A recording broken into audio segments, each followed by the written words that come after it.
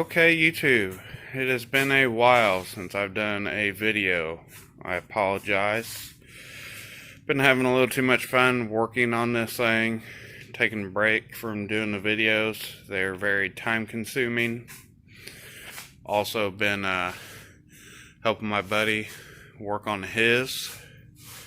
He bought this thing and the frame was snapped right here, and we cut it all apart, re-welded some new stuff on. Basically the whole rear part of this is new.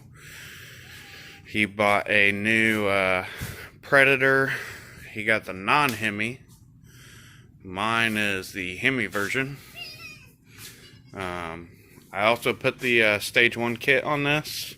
Got the high airflow filter, new jet, made my own exhaust pipe. Didn't want to pay that price for theirs. But right now I am actually changing these little junky bolts that I just had laying around, that I put it on there to get it going, and I just was too lazy to ever change them out because they tended to work with some nice fat lug bolts like these. But I got some for it. I'm going to pull these wheels off, and then so I can actually get to the ends of these bolts right here and on the other side, and we'll get those changed out to the proper size bolts. Thanks.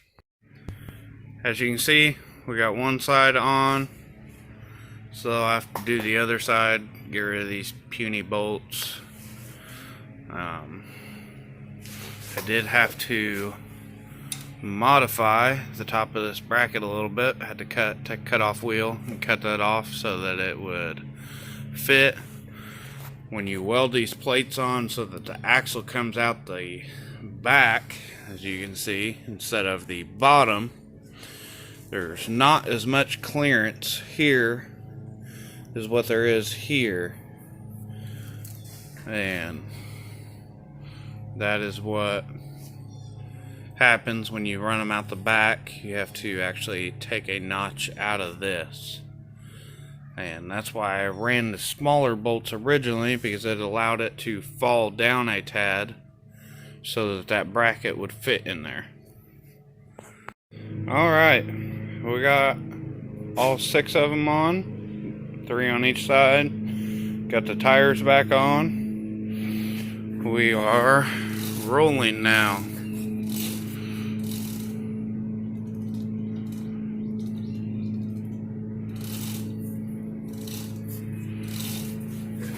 I don't know if I ever showed you guys this. This was my little, get a better view at it, makeshift chain tensioner here. As you can see,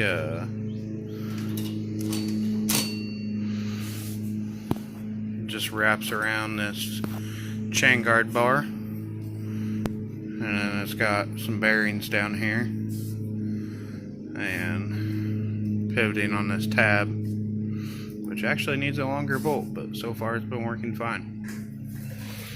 But with that, all we have left on this cart is to set up our Ackerman angle on the steering, and once we do that, I'm gonna have to cut the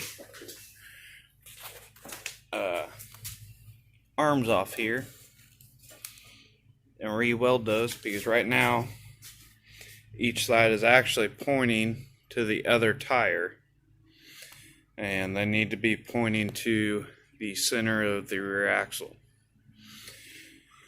It used to be correct before I extended the cart so it fit me, and so we have to set that back up, and then it will be time to powder coat, or not powder coat, sandblast this thing, and either paint or powder coat, one of the two, depending on what the price of powder coating will be.